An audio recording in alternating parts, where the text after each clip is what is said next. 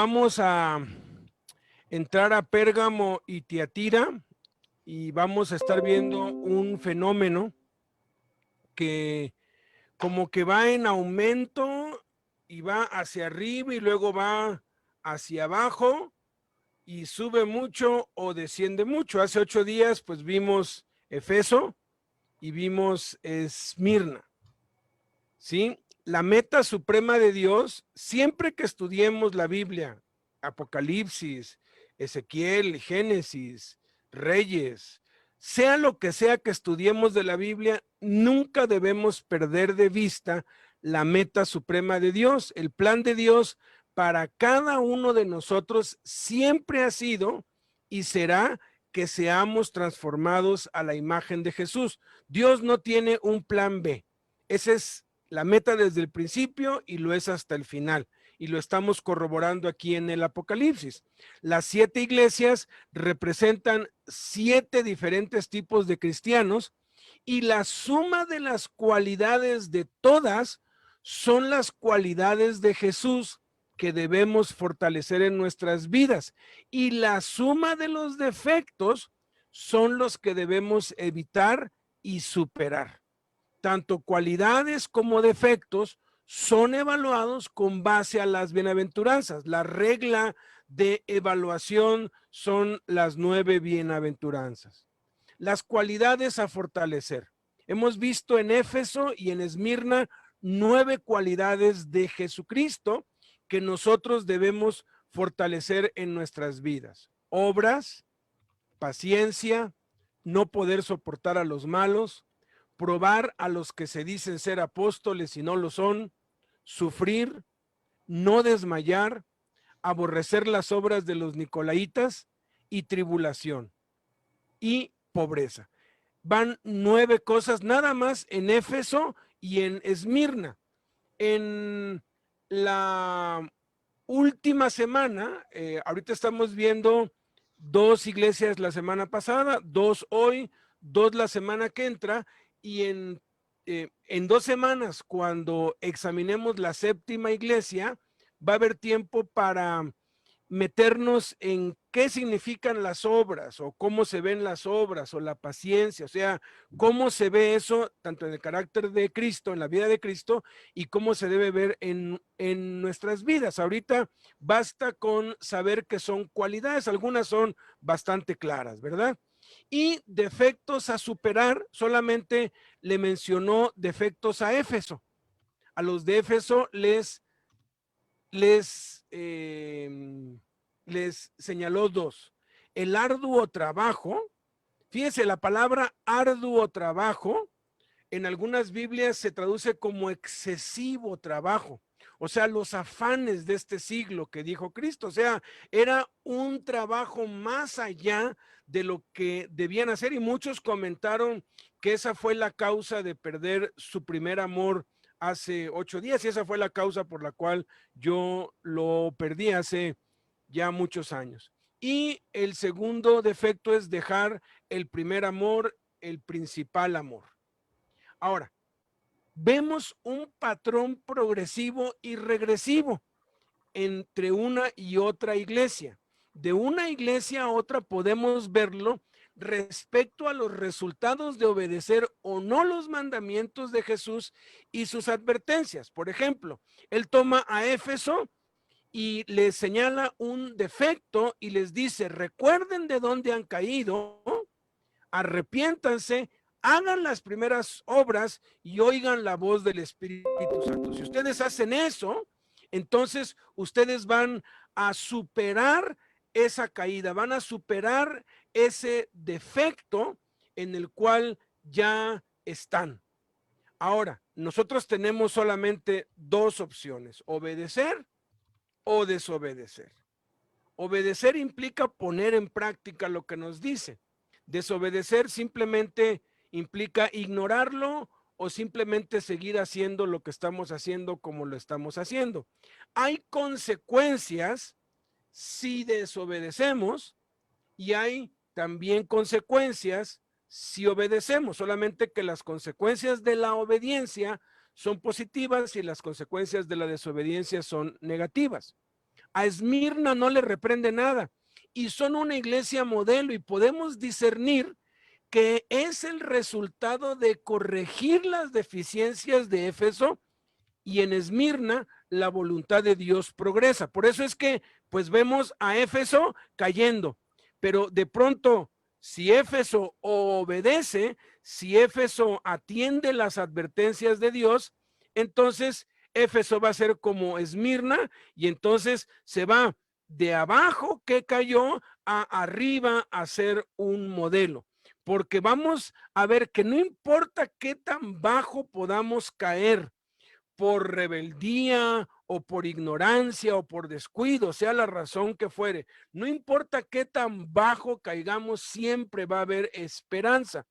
Y pareciera que lo más alto que subimos es lo más bajo que caemos. De igual modo, lo más bajo que caemos también se vuelve en lo más alto que subimos. ¿Sí? Este patrón lo vemos en Pérgamo. Aquí vemos una regresión como resultado de la desobediencia. Lo que manda en Éfeso, vemos que si se obedece, en Esmirna está el resultado.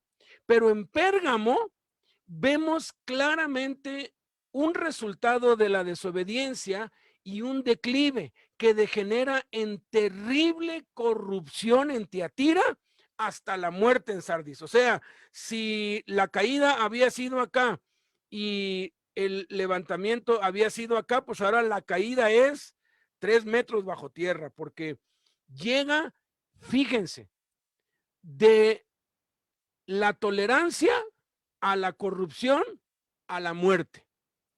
Pero luego, conforme el patrón, nos da esperanza saber que no importa qué tanto nos hayamos corrompido o alejado del camino, si nos arrepentimos y obedecemos a Jesús, podemos no solamente volver al camino, sino hasta aún llegar a ser mejores que antes. Esto es una realidad.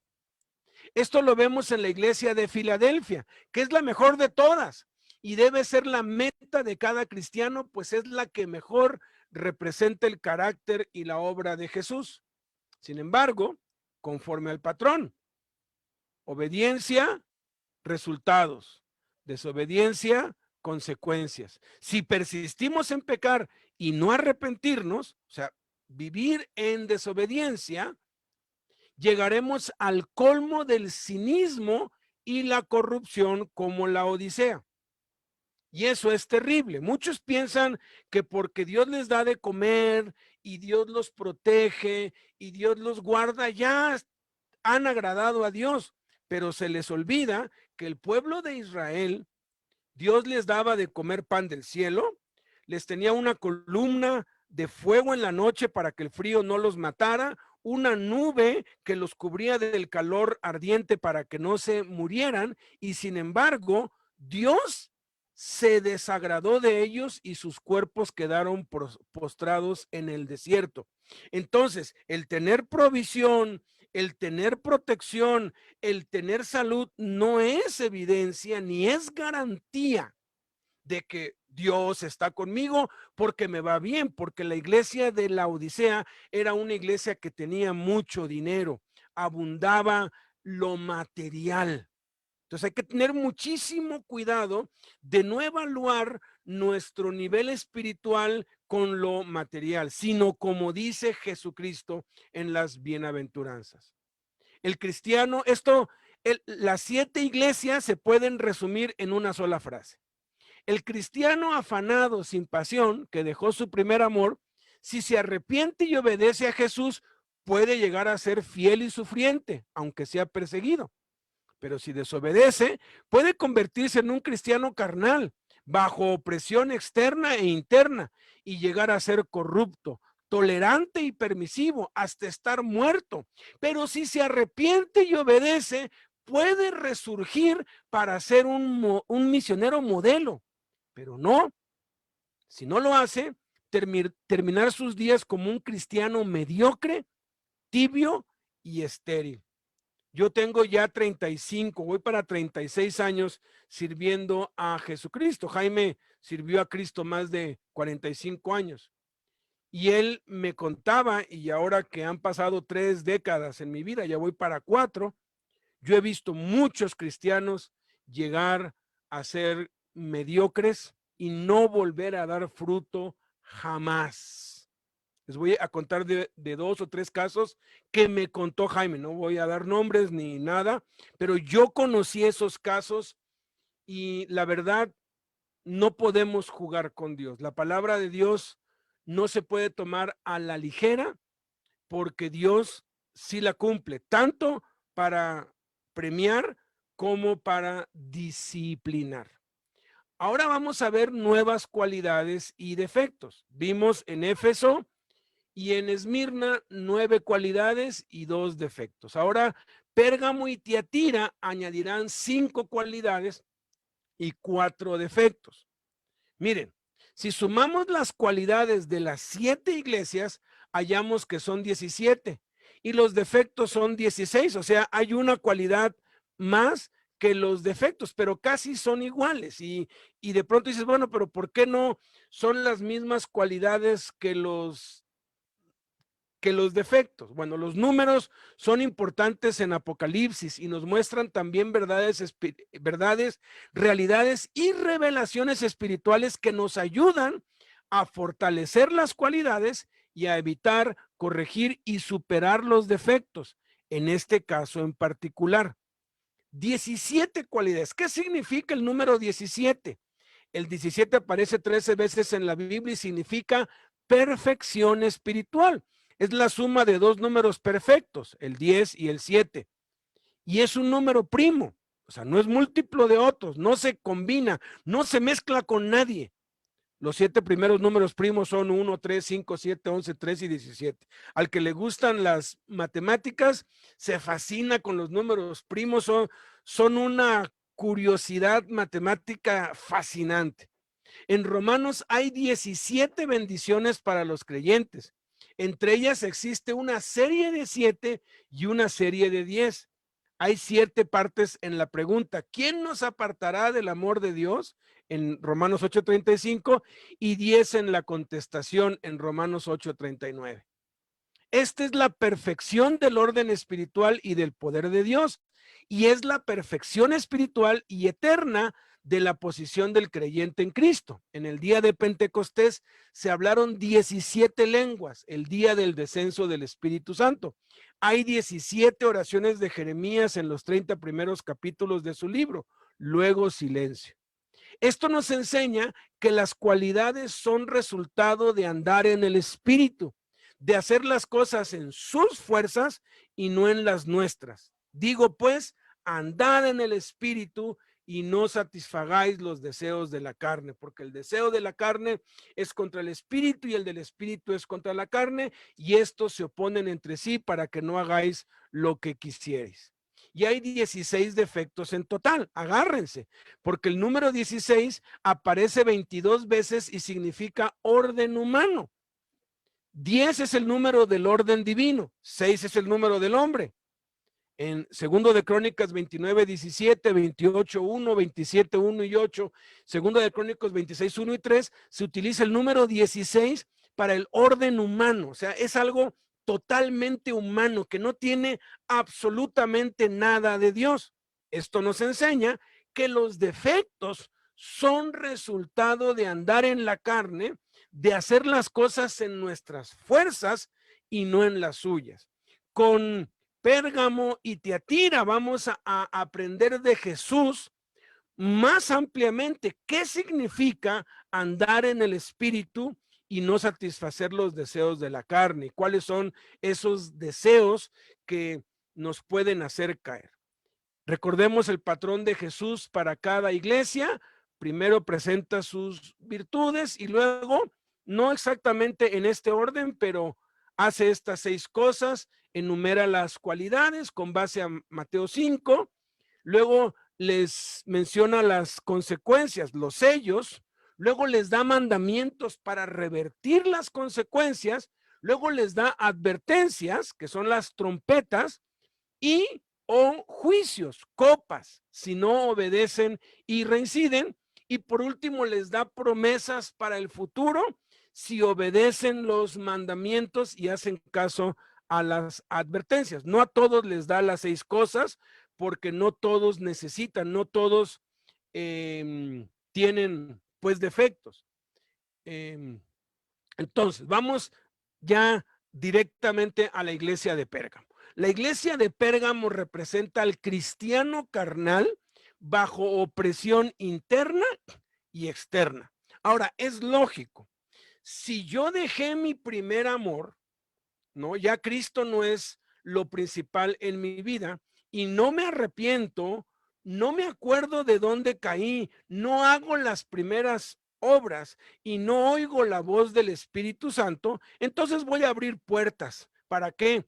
Para que Satanás con sus demonios me empiece a oprimir por fuera y me empiece a oprimir por dentro. ¿Qué virtudes necesita el cristiano carnal bajo opresión interna y externa? Ahora, esto lo estamos viendo para analizarnos nosotros mismos, pero nosotros los que tenemos gente bajo nuestro cuidado o que estamos liderando a otros o enseñando a otros, si vemos a un cristiano carnal que está siendo tentado en su trabajo, en el barrio, con la familia, con los vecinos, que tiene luchas internas, porque nos enteramos de eso, nos lo cuentan. Entonces, tenemos que ayudarle de igual manera como nos debemos ayudar a nosotros si nosotros hemos caído en la carnalidad y empezamos a tener muchas tentaciones, tanto desde adentro como desde afuera. Dice Apocalipsis 2:12, escribe al ángel de la iglesia en Pérgamo, el que tiene la espada aguda de 2 filos. Fíjense, la única virtud que les da es que Jesús es el que tiene la palabra de Dios. La palabra de Dios es lo único que necesitamos para superar la carnalidad y vencer toda opresión. Ahorita vamos a ver cómo se aplica eso, cómo andamos en el espíritu respecto a la palabra de Dios, porque de eso básicamente tratan las 7 iglesias, el mensaje a las 7 iglesias, andar en el espíritu o andar en la carne, la lucha entre la carne y el espíritu. ¿Qué cualidades les menciona? Les dice en el versículo 13, yo conozco tus obras y dónde moras, donde está el trono de Satanás, pero retienes mi nombre y no has negado mi fe, ni aun en los días en que Antipas, mi testigo fue fiel, fue muerto entre ustedes, donde mora Satanás. Les menciona obras, retienen su nombre, no niegan la fe. Esas 3 cualidades se las resalta. Las obras ya las habíamos visto tanto en Éfeso como en Esmirna. Ahora, ellos vivían en medio de un ambiente de maldad, de iniquidad. Aquí nos revela Jesús que Satanás no vive ni en el infierno, ni en el cielo, ni en una pues galaxia. Satanás vive en el planeta Tierra y ha establecido su trono físico en esta tierra. La ciudad de Pérgamo, la iglesia de Pérgamo se encontraba hoy entre lo que compone parte de Irak y parte de Irán. Los eruditos aseguran que esas zonas son las zonas de mayor oscuridad y tinieblas en el mundo. De hecho, Babilonia, donde físicamente estaba, está totalmente inhóspito y hay un ambiente espantoso allí, y la mayoría de los eruditos y los que estudian la historia, arqueología y todo, suponen, no es algo que podamos asegurar, pero Jesús lo está diciendo aquí. Puede ser que ya haya cambiado su sede el diablo, pero en Apocalipsis nos dice que el trono de Satanás se va a establecer en la antigua Babilonia. Y aquí estaba como que colindando, Pérgamo estaba en esta zona, no se sabe a ciencia cierta bien, pero es la zona del Medio Oriente. Y habla aquí de Antipas, hay muy poquísima información, la única mención de Antipas es de uno de los discípulos posteriores que menciona que Antipas era discípulo de Juan y en el año 92 fue masacrado, fue matado porque lo obligaron a ofrecer sacrificios a los dioses griegos, se negó y lo mataron, ¿no? Por eso es que dice, mi testigo fiel fue muerto entre ustedes, pero no hay ninguna otra mención de él en toda la historia. Basta, a mí me basta con que Jesús lo haya mencionado aquí y murió martirizado. Entonces, muchos le llaman a la iglesia de Pérgamo la iglesia de los mártires, después de la iglesia de Esmirna, porque el martirio no fue nada más durante un tiempo, duró muchos siglos. Hubo 10 persecuciones desde el año 70 hasta el año 500 muy fuertes y de allí continuó, y hoy en día hay más persecución que en todas las edades de la persecución de la iglesia sobre la tierra. Entonces se va a las consecuencias de un solo pecado.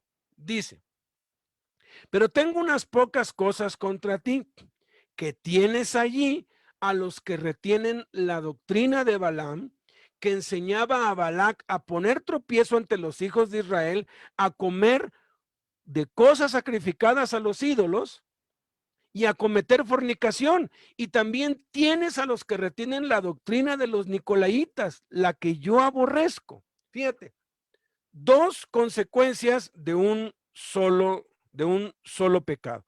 Hermanos reteniendo la doctrina de Balaam y hermanos reteniendo la doctrina nicolaita, porque no le dice, tú retienes la doctrina de Balaam o tú retienes la doctrina nicolaita, dice, tú la toleras, tú la permites.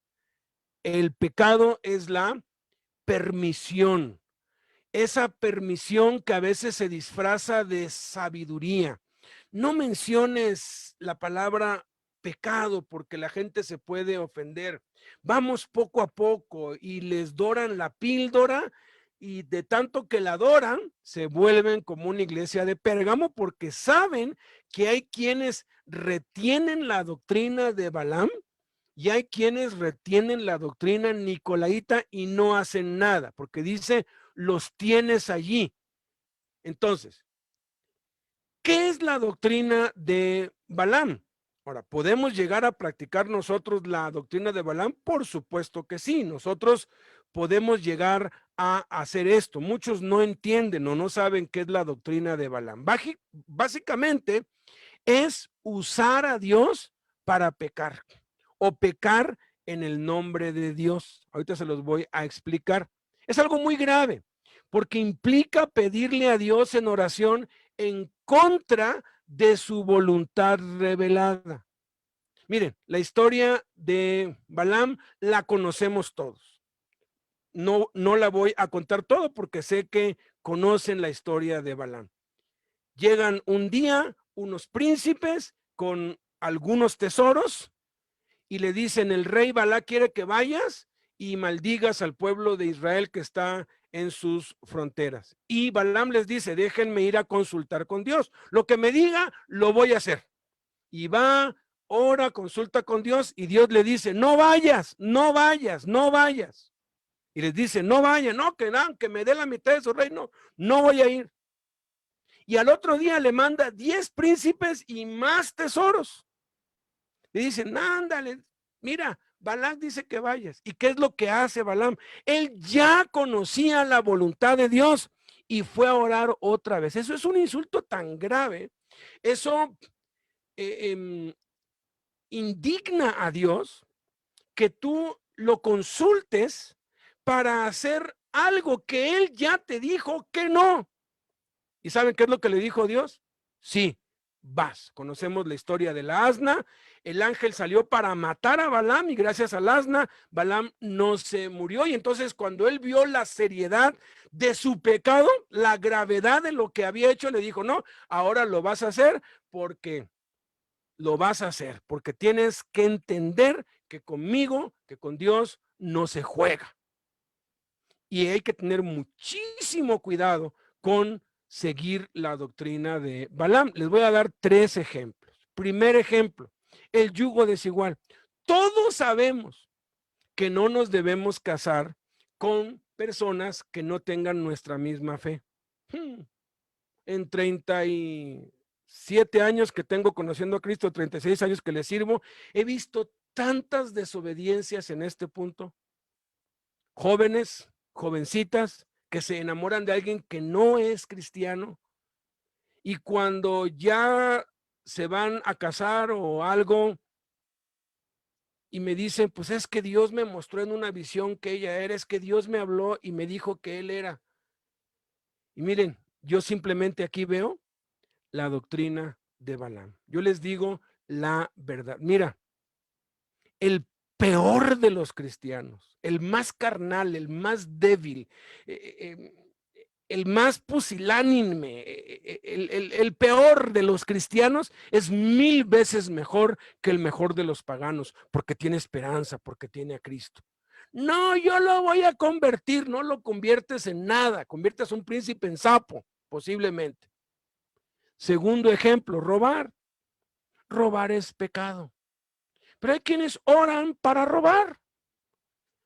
No, ¿cómo oran para robar un banco? No, no, pero a veces pues no pagan impuestos. No pagar impuestos es robar. Yo conozco muchas iglesias y cuando yo egresé como ingeniero en sistemas, querían que yo les hiciera el sistema contable con 2 contabilidades. Una para el gobierno y otra para ellos, porque, y me dijeron a mí, pues es que el gobierno se roba todo, a darlo al gobierno, a usarlo para la obra de Dios, pues es mejor darlo para la obra de Dios. Eso es robar con argumentos teológicos. Eso es robar, poner un diablito en el de la luz porque la Comisión Federal son unos abusivos y cobran mucho. Eso es robar. Tú sabes que robar no es la voluntad de Dios. Y sin embargo, muchos oran y ¿saben qué? Dios les dice que sí, pero sufren las consecuencias y se lamentan por el resto de su vida. Tercer ejemplo, el adulterio. Hay quienes tienen problemas con su esposa y de pronto conocen a otra chica y empiezan a tener una buena relación y como Shakespeare dijo, oh enemigo astuto, que para hacer caer un santo usas a una santa y de pronto oran, Señor, ¿será que ella es para mí? ¿Y saben qué les va a decir Dios? Sí. Y cuando tú caes en este engaño terrible, vas en declive hacia abajo. ¿Por qué? Porque le pides a Dios lo que sabes que va en contra de su voluntad. ¿Qué consecuencias? ¿Qué es la doctrina de los nicolaitas? Porque dice, tienes ahí los que retienen la doctrina de Balaam, que usan a Dios para pecar o justifican su pecado con Dios. En este punto del este tercer punto, Jaime pertenecía a una organización grande. Habían más de 400 líderes y de pronto el líder principal de ellos cayó en adulterio y la mujer que lo expuso grabó una conversación entre los dos, presentó evidencias y cuando lo confrontaron a él, él se justificó con la Biblia y dijo que él llevaba los pecados de ella, que él ya había sido lavado de eso y que no había nada malo o nada reprochable en lo que él estaba haciendo y convenció a 399 pastores de estar bien. Jaime fue el único que se fue, el único. Después, uno por uno, escándalos, escándalos, escándalos, escándalos. El movimiento ese ya desapareció en Colombia. Este hombre se le encontraron más de 10 mujeres a quienes él mantenía, sostenía y les tenía casas y todo, siendo un líder muy, pero muy prominente y con muchísimo dinero. Yo hablé con uno de los discípulos de él que fue víctima de eso y fue a parar a la cárcel y perdió su esposa, sus hijos, porque es algo que te contamina, que te infecta, que te arrastra. Por eso hay que tener muchísimo cuidado de no caer en la doctrina de Balaam. Luego viene la doctrina de los nicolaitas. ¿Qué es la doctrina de los nicolaitas? Bueno, los que buscan y ponen títulos eclesiásticos, establecen jerarquías de autoridad y hacen diferencia entre el clero y el pueblo. Parecía que estamos hablando de la iglesia evangélica normal, ¿verdad? Hay muchas especulaciones respecto a la palabra nicolaitas, pero ninguna ha sido probada. No hay pruebas sobre eso. Lo que sí es que nicolaitas significa dos cosas. Significa el que lleva al pueblo a la victoria y también significa dominio sobre el pueblo. A mí hay que, no, es que tú estás sacando de contexto. Nicolás quiere decir el que lleva al pueblo a la victoria. Bueno, si nicolaitas son los que llevan al pueblo a la victoria, ¿por qué los aborrecía Jesús? Yo no creo que Jesús aborrezca a alguien que lleve a la victoria a otros. Pero el otro significado de nicolaita es dominio sobre el pueblo. Y eso sí aborrece Jesús. A él no le gustan ni los títulos ni las jerarquías. ¿Qué les manda? Apocalipsis 2, 16 y 17. Por tanto, arrepiéntete, pues si no, vendré a ti pronto y pelearé contra ellos con la espada de mi boca. El que tiene oído, oiga lo que el Espíritu dice a las iglesias. Primer mandamiento, arrepiéntete. Segundo, oye lo que el Espíritu dice. Dos mandamientos les da. El arrepentimiento es un cambio de mentalidad. ¿Cómo vas a cambiar tu mentalidad? Con la Biblia, leyendo la Biblia, escribiendo la Biblia, memorizando la Biblia, estudiando la Biblia. Por eso les dice, yo soy el que tiene la espada aguda de dos filos. Y les da advertencias, les toca trompetas. Vendré a ti pronto y pelearé contra ellos con la espada de mi boca. Confrontación, juicio a los que retienen falsas doctrinas. Ahorita vamos a ver cómo es ese juicio con Tiatira. Y ya explicamos la confrontación porque es la misma advertencia que le dio a la iglesia de Éfeso. ¿Qué promesas les da? Si se arrepienten, si ponen en práctica, si realmente obedecen, si realmente están dispuestos a oír lo que el Espíritu dice, a usar la palabra de Dios para cambiar su conducta y dejar de tolerar esto o de practicar esto, entonces dice, daré a comer del maná escondido y le daré una piedrecita blanca y en la piedrecita escrito un nombre nuevo, el cual ninguno conoce sino aquel que lo recibe. Fíjate, revelaciones escondidas de Dios, revelaciones personales de Dios y revelación de nuestra verdadera y única identidad en Cristo. Qué maravilloso es. Nos da esperanza saber que no importa si nos hemos vuelto tolerantes, si nos hemos vuelto carnales, si estamos viviendo en la carne y estamos siendo oprimidos por dentro y por fuera porque perdimos nuestro primer amor. El mismo mandamiento que le da a los de Éfeso se los da y las mismas advertencias básicamente. Ahora vamos con Tiatira. Tiatira es el cristiano corrompido, el cristiano tolerante.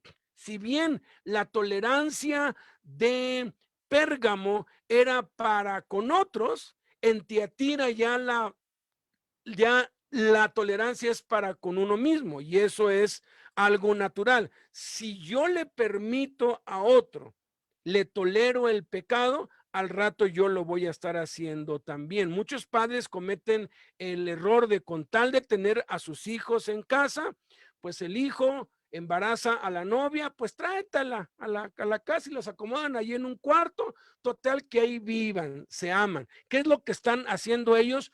tolerando la fornicación dentro de su propio techo. ¿Qué es lo que va a pasar? Al rato, una hija, otro hijo, o el mismo jefe de casa, o la misma jefa de casa, van a tolerar la fornicación en ellos mismos, porque esto se va contaminando, va contagiando a otros. Aquí ya vemos cómo va de la tolerancia de otros a la corrupción y tolerancia personal. ¿Qué virtudes necesita aquel que se ha corrompido, ya, aquel que ya está practicando el pecado? Bueno, dice aquí el Hijo de Dios, el que tiene ojos como llama de fuego y pies semejantes al bronce bruñido. 3 virtudes. Jesús es el Hijo de Dios. Necesitamos participar de su deidad para vivir en santidad. 2, Jesús tiene la visión y la pasión de Dios que quema la paja. Fuego apaga el fuego. Para apagar el fuego de la pasión carnal necesitamos el fuego de Dios, los ojos como llama de fuego. Y Jesús tiene la misión de Dios y al enfocarnos en servirle, la tentación es neutralizada. Vamos a acabar con esta verdad tan sencilla, pero tan poderosa. Ojos como llama de fuego, pies semejantes al bronce bruñido, que tienen que ver con el enfoque y el dirigirnos. O sea, tú fijas tu vista en una cosa y caminas hacia esa cosa.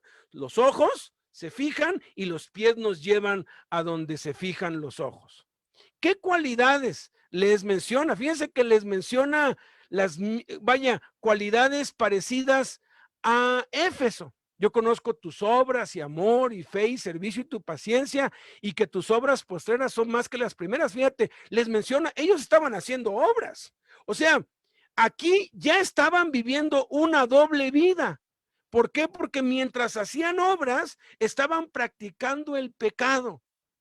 Dice, amor, fe, servicio, paciencia. Conocí a un hombre que llegó a ser, empezó siendo líder de una organización en el DF, luego lo nombraron líder a nivel nacional, luego líder a nivel Centroamérica y luego líder a nivel de todo América de habla hispana. Este hombre llegó muy alto, tenía mucha influencia. En Cuernavaca, Jaime hizo un encuentro ahí pues con él. Ya me había contado de él, me pidió que pues comiéramos, o sea, pues juntos, comimos juntos, y pues Jaime lo instaba a que se levantara otra vez, a que volviera otra vez, y con lágrimas en sus ojos nos dijo, no puedo, me siento que estoy muerto en vida, no puedo orar, no puedo leer la Biblia, no puedo. La única oración que sale de mis labios es, ten misericordia de mí, ten misericordia de mí. Pero por más que quiero, no puedo. Este hombre era tan grandemente usado que donde iba la gente se caía, la gente hablaba en lenguas, la gente se sanaba por montones, echaba fuera demonios, y mientras él estaba haciendo eso, mientras él estaba extendiendo la obra a otros países y bendiciendo miles de vidas, ejerciendo una fe impresionante, amando a la gente, porque este hombre acumuló muchísimo dinero y repartió muchísimo dinero a muchísima gente pobre y para muchos hospitales y casas hogar, y bueno, impresionante. Pero se enamoró ya pues siendo un hombre de 61, 62 años, se enamoró de una joven de 20 años y empezó a tener una relación con ella, a escondidas, o obviamente. Y como se iba a sus viajes, la llevaba como su hija. En ese tiempo, pues no había ni redes sociales, ni Twitter, ni esas cosas, porque hoy ventanean a cualquiera, ya desde cualquier lado le toman que se llama foto. Pero Jesús dijo que no hay nada escondido que no vaya a salir a la luz, y finalmente todo salió a la luz. Perdió absolutamente todo. Vivía en casa de su mamá porque ya no tenía más a dónde vivir. Perdió esposa, hijos, todo, todo, todo. Efraín Elvira, espero que esté aquí. Ojalá nos pueda contar dentro de un rato. Un hombre que conoció en las Islas Marías. Me dio su nombre y lo googleé y me quedé con la boca, con el ojo cuadrado.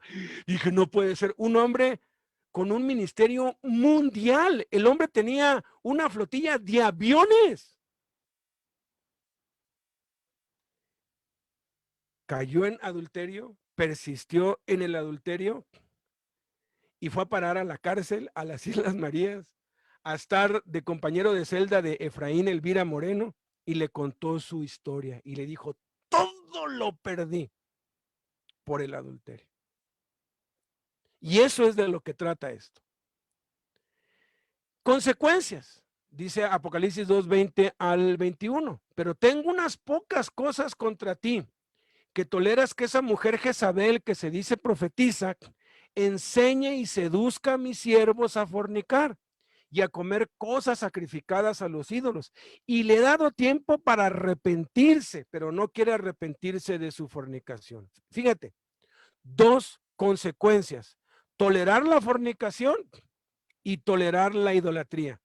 Primero era en otros, ahora es en ellos mismos, porque dice, enseña a mis siervos.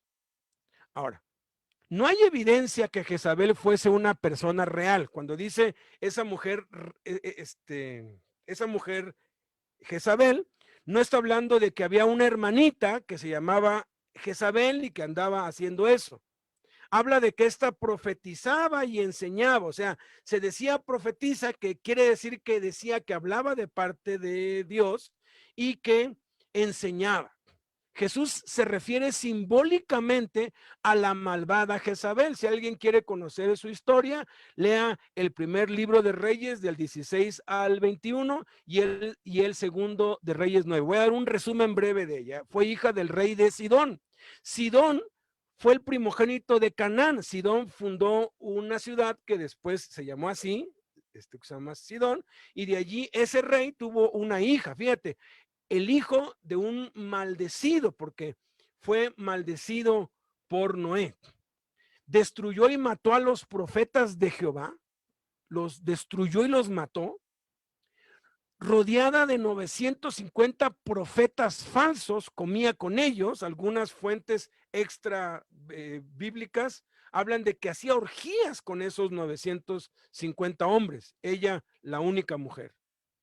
Amenazó de muerte al profeta Elías, asesinó a Nabot en nombre de Jehová, y Jehú la mató conforme a la profecía de Elías. Esa es la Jezabel histórica, ¿sí?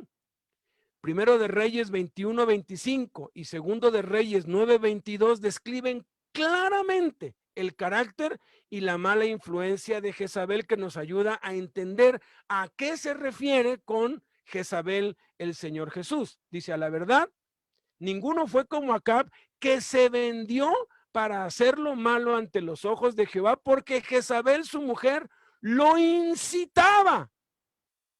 Luego dice, segundo de Reyes 9:22, cuando vio Joram a Jehú, dijo, ¿hay paz, Jehú? Y él respondió, ¿qué paz? Con las fornicaciones de Jezabel, tu madre, y sus muchas hechicerías. Hay que definir algunos términos. Incitar significa influir vivamente en una persona para que haga cierta cosa. O sea, es una influencia viva, pues es algo que hace que la otra persona haga lo que tú quieres que haga, lo que tú lo incitas a hacer.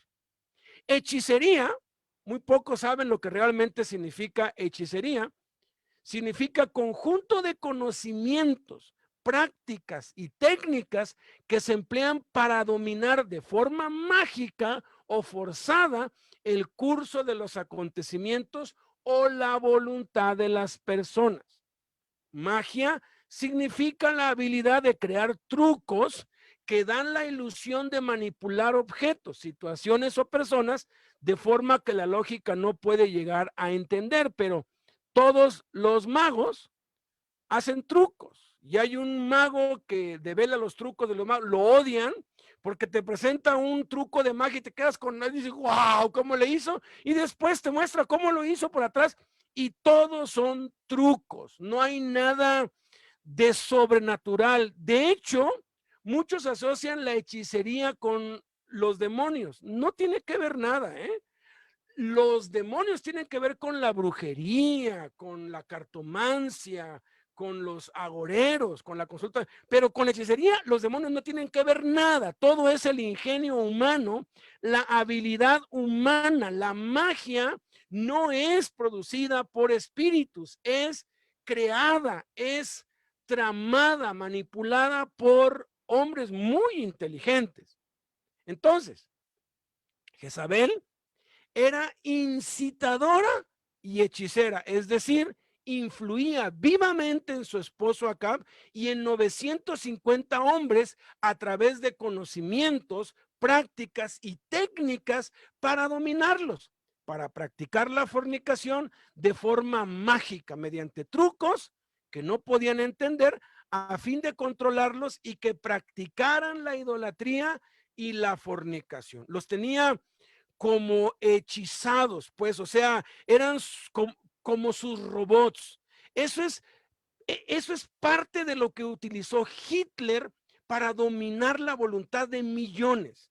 Y es lo que, y es lo que utilizan en este contexto quienes siguen la doctrina de Jezabel. Jezabel revela el poder de una mujer sobre el reino, que era el rey Acab, y el sacerdocio, los profetas falsos.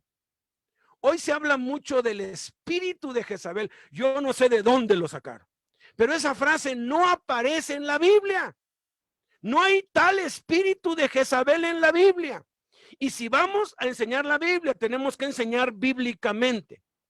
Al referirse Jesús a ella como esa mujer que se dice profetiza, significa que no era un líder de la iglesia, sino alguien bajo autoridad, pero que encubierta e individualmente enseñaba y seducía a los siervos a fornicar y a comer cosas sacrificadas a los ídolos.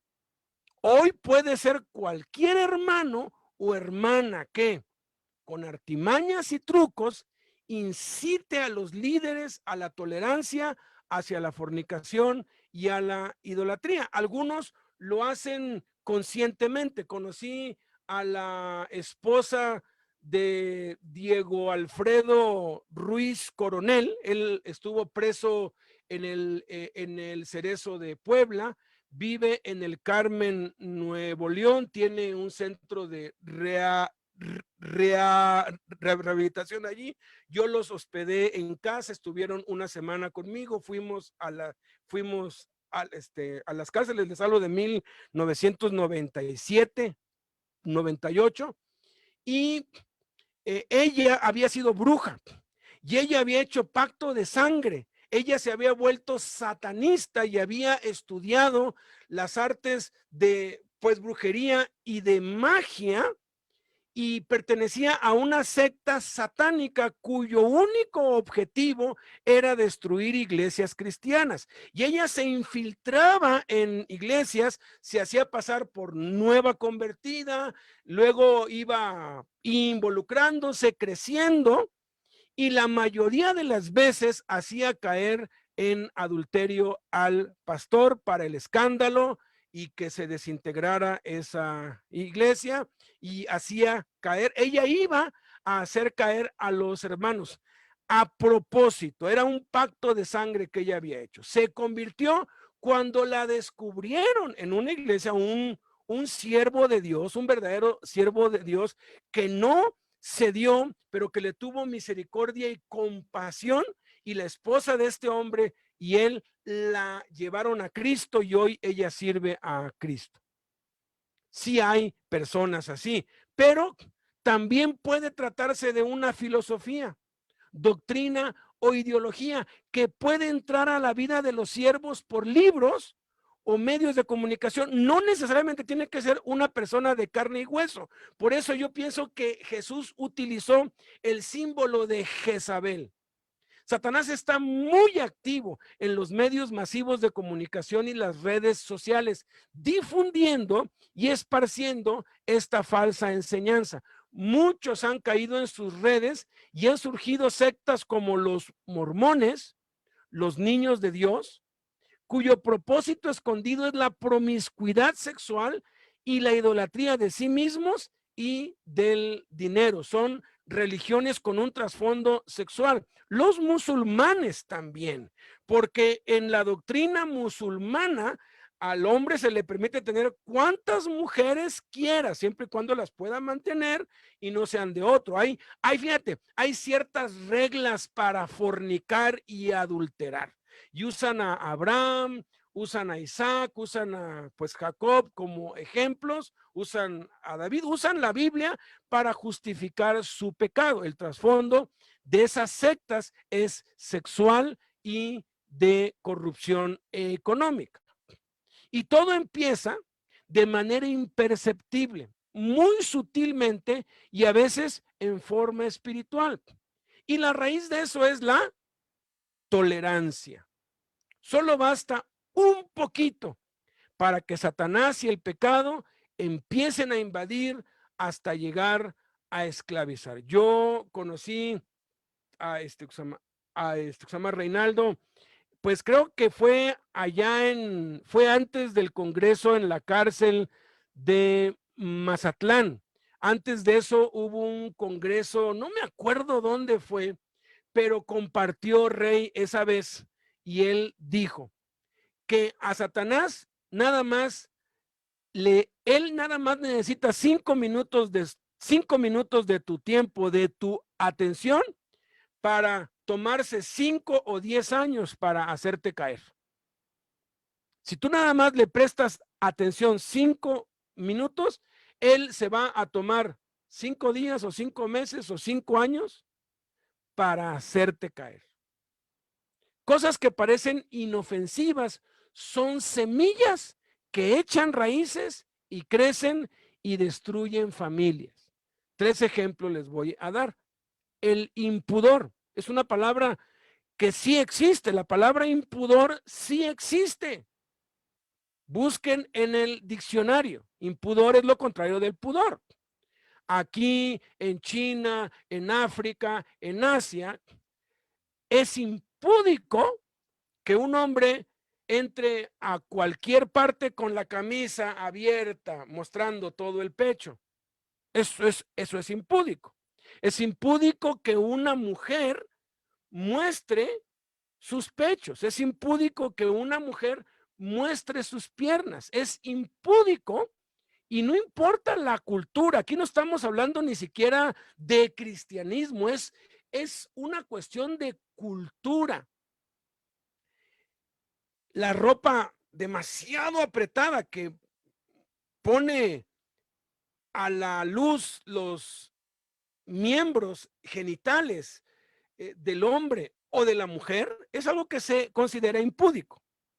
La ropa corta es considerada impúdica aquí y en China. Eso no tiene que ver nada ni con el cristianismo ni con la iglesia.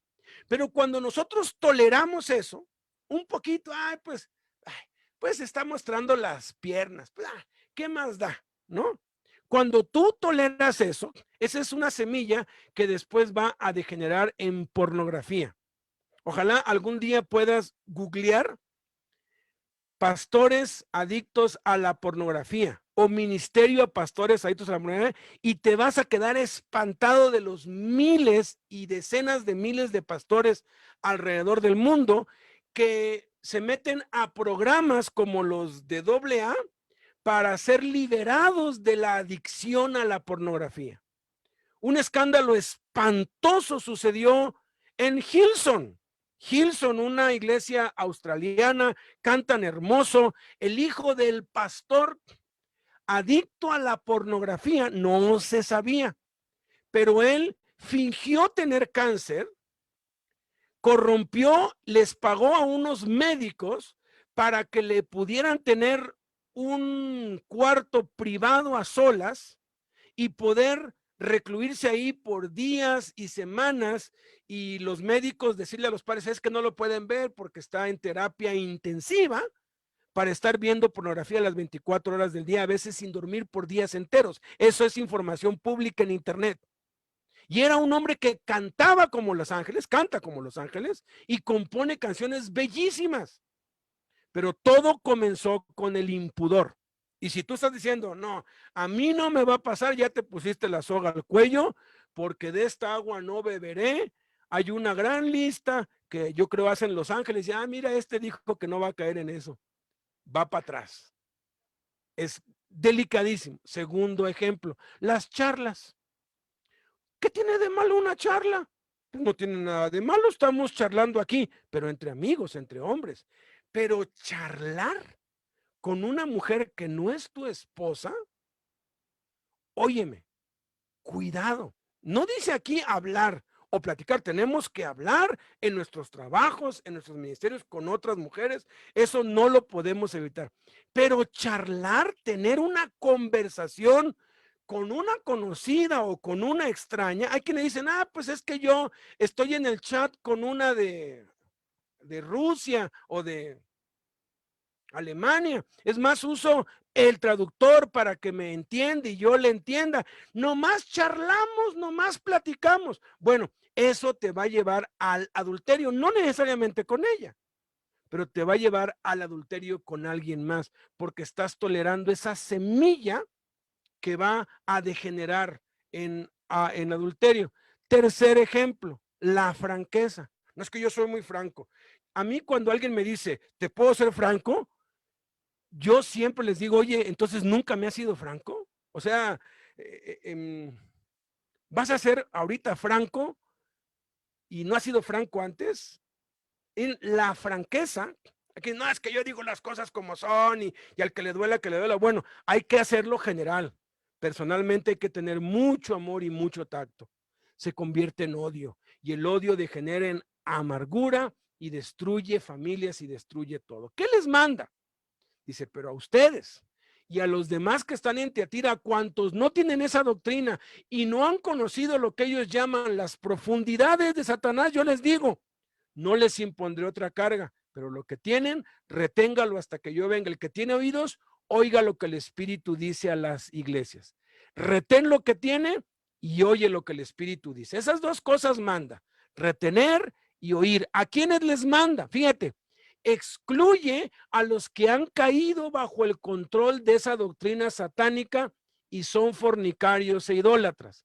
Es diferente caer en fornicación y ser fornicario, caer en adulterio y ser adúltero. A mí me tocó ser testigo de un escándalo en Puebla. El pastor de Comunidad Cristiana en Puebla, una iglesia, era la segunda más grande de todo Puebla. Cuando Amistad Cristiana pues ya tenía como unos 1000, ellos tenían como unos 600. Se le descubrió que tenía dos casas, tenía esposa e hijos en Puebla y esposas e hijos en San Martín, en San Martín Texmelucan u otro lugar. Y lo digo con nombre porque este hombre es un ejemplo de lo que es un verdadero arrepentimiento. Este hombre durante más de 20 años vivió esa doble vida. Cuando sale todo a la luz, él se va para el cerro, él cuenta, a quitarse la vida porque pierde todo, pero eso es lo que él cuenta, eso es lo que yo oí de él. Y él se da cuenta que no es salvo y le dice a Dios, sálvame, y se salva, vuelve, deja a los hijos de un lado, les entrega unas cosas, vuelve a su iglesia de donde él era, pide perdón, empieza a hacer frutos dignos de arrepentimiento. Al año la esposa y los hijos lo reciben en casa, lo quieren volver a hacer pues pastor ahí y él dice no, y se vino para la Ciudad de México y levantó muchas iglesias en Tepito. Ese hombre jamás volvió a ser infiel. Ese hombre sí fue adúltero, pero se arrepintió y créanme, lo que Dios usó de este hombre después fue 100 veces más grande que lo usó antes, porque la misericordia de Dios es maravillosa. No es cometer, no es lo mismo cometer pecado que practicar el pecado. Los hijos de Dios que son esclavizados en el pecado, solo les queda una cosa, juicio. Si tú has caído en pecado y lo practicas, entonces Dios en su misericordia te juzgará porque te ama. Dice primera de Pedro 4:17 que es tiempo de que el juicio comience por la casa de Dios. Las consecuencias de la tolerancia fue que la doctrina de Jezabel empezó no solo a ser recibida, sino retenida por siervos de Dios en la iglesia. Y ojo, siervos de Dios no habla de los líderes. Siervo de Dios es todo aquel que ha sido libertado del pecado, conforme a Romanos 6:22. Por eso es grave la doctrina de Jezabel, porque hace recaer y esclaviza a los que habían ya sido liberados. Esa doctrina es grave porque manipula y engaña de tal manera a los cristianos que les hace creer que están bien, cauteriza su conciencia y practican el pecado voluntariamente después de haber recibido el conocimiento de la verdad. Dice Hebreos 10:26-31, y es muy claro cómo lo dice, porque si pecáremos voluntariamente después de haber recibido el conocimiento de la verdad, ya no queda más sacrificio por los pecados, sino una horrenda expectación de juicio y de hervor de fuego que ha de devorar a los adversarios. El que viola la ley de Moisés por el testimonio de 2 o de 3 testigos muere irremisiblemente. ¿Cuánto mayor castigo piensan que merecerá el que pisoteare al Hijo de Dios y tuviere por inmunda la sangre del pacto en la cual fue santificado e hiciere afrenta al Espíritu de gracia? Pues conocemos al que dijo, mía es la venganza, yo daré el pago, dice el Señor, y otra vez el Señor juzgará a su pueblo. Horrenda cosa es caer en manos del Dios vivo. Entonces, si estás en la lucha, si aún no has caído en la esclavitud del pecado, entonces puedes librarte del juicio obedeciendo a Jesús. Puede ser que tú digas, ah, caray, no sabía yo eso, yo pues ya me da igual esto o el otro, estoy tolerando cosas en otros o en mí. ¿Qué significa? Retén lo que tienes. Retener significa tener y volver a tener, y es sinónimo de repetir para grabar en la mente. En el contexto, se refiere a la doctrina de Cristo, que es opuesta a la doctrina de Jezabel, que fíjate, Jesús la llama las profundidades de Satanás, porque es en cierto modo un arma del diablo muy efectiva, porque se entra sutilmente en la mente y hace que tú termines pecando sin que él tenga que hacerte nada. ¿Cómo se hace eso en la práctica? Dice 1 Timoteo 4:6, si esto enseñas a los hermanos, que esto que viene, serás buen ministro de Jesucristo, nutrido con las palabras de la fe y de la buena doctrina que has seguido. Desecha las fábulas profanas y de viejas, ejercítate para la piedad. 3 cosas, casi nadie sabe qué significa esto. Desecha las fábulas profanas, desecha las fábulas de viejas, ejercítate para la piedad. Dice que si enseñamos esas cosas, vamos a ser buenos ministros. ¿Qué es eso? ¿Cómo se hace? Bueno, desechar es la palabra que se usa para deshacerse del excremento, para desaparecer su rastro. Implica no prestar nuestro oído ni por curiosidad a nada que falte el respeto o deshonre a Dios. Fábulas profanas. Fábula es un cuento. Batman es un cuento, Superman es un cuento, el Hombre Araña es un cuento. Pero no dice aquí, desecha los cuentos. Dice, desecha los cuentos profanos. Son filosofías paganas, mitología, astrología, cartomancia, demonología, el libro del Mormón, el Corán, los atalayas, todo lo que contenga hechicería, brujería, fornicación, idolatría, todo lo de los testigos de Jehová, lo de Elena White. Hay muchos que me dicen, no, yo voy a leer el Corán para saber qué dice. Aquí dice, deséchalo. No sirve ni para estar en el cesto del baño. Tienes que desecharlo como el excremento. Fábulas de viejas. Es un dicho popular entre los griegos que significa desechar las niñerías, pretextos de niñas. En el caló carcelario se dice, no tires tu muñeca, es decir, sé hombre, aguanta, resiste, no te quejes, no rezongues, pues. Ejercitarse para la piedad significa repetir una y otra vez los ejercicios espirituales de la oración, la lectura, el ayuno, el estudio, escribir y memorizar la Biblia. Y esa es la solución a la opresión interna y externa de las tentaciones. En lugar de resistir la tentación, que solo la hace más fuerte, ya no voy a hacer esto, ya no voy a ver esto, ya no voy a decir esto, porque tú le das más fuerza, debemos enfocar nuestra atención en otra cosa, ocuparnos de las cosas espirituales, ponernos a estudiar la Biblia o a leerla, memorizar un versículo, orar e interceder, hacer tareas. En otras palabras, distraernos la mente con Dios, ocuparnos de las cosas del espíritu. La tentación viene a tu vida y en vez de que estés resistiéndola, que eso mismo te lleve a, voy a leer, voy a orar, voy a hacer esto. Distráete con otra cosa, enfoca tu atención en otra cosa. Ponte a repetir textos de la Biblia, ponte a orar, ponte a oír una prédica, ponte a oír la Biblia, a escribir la Biblia, ponte metas.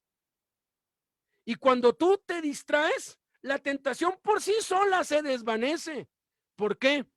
Porque aquello a lo que le das tu atención toma tu voluntad. Entonces, dale tu atención al espíritu y entonces vas a andar en el espíritu. ¿Qué advertencias les da? Trompetas y copas aquí en el 2 del 21 al 23. La trompeta fue que Dios nos da tiempo para que nos arrepintamos, nos advierte primero. Pero si persistimos, entonces no queda otro remedio que la copa, el juicio de Dios por amor. Enfermedad, yo la arrojo en cama. Gran tribulación a los que con ella adulteran. Ojo, si no se arrepienten. O sea, todavía está dando oportunidad. En medio del juicio, ya que la arrojó en cama, dice, ¿sabes qué? Todavía tienes chance, arrepiéntete. Y daño a los hijos, a sus hijos heriré de muerte. Nuestros hijos sufren por nuestros pecados, por nuestra tolerancia. Y retribución les daré conforme a sus obras. ¿Qué les promete? Están del 26 al 28, fíjate. A pesar de que se corrompieron, les promete autoridad espiritual, firmeza de carácter y su presencia manifestada en nosotros. Yo pude ver una diferencia muy grande entre el de Puebla y el otro, pues, que les dije que era amigo de Jaime y que no se pudo levantar nunca más. Yo veía una dulzura en este hombre, en el que se vino acá de Puebla para México, un hombre de Dios tan hermoso, y en el otro simplemente yo veía un vacío. Yo veía como algo seco, como algo que no da fruto. Viví ya suficientes años para ver, ya los dos partieron con eso, los dos se fueron al cielo, claro. Pero el que te cuento de este Jaime, él nunca jamás, nunca se pudo volver a levantar otra vez. Y el otro sí, depende de quién, no de Dios, depende de ti y de mí. Examinémonos. ¿Qué cualidades tengo de Pérgamo y Tiatira. Estoy tolerando el pecado en mi vida. Estoy pidiendo a Dios cosas contra su voluntad. Busco reconocimiento y jerarquías. Tolero la fornicación en mi vida o la de otros. Tolero la idolatría en mi vida o la de otros. Padre, te pedimos en el nombre de Cristo, Señor, que abras nuestros ojos, Padre. Que los cambios que tengamos que hacer los hagamos ya. Tú eres muy misericordioso y muy compasivo, lento para la ira y grande en misericordia y verdad. Padre, que esto que hemos oído hoy nos sirva para hacer los cambios que tenemos que hacer, Señor. Porque tú has prometido que si nos arrepentimos, entonces encontraremos misericordia, Señor. En el nombre de Cristo Jesús. Amén.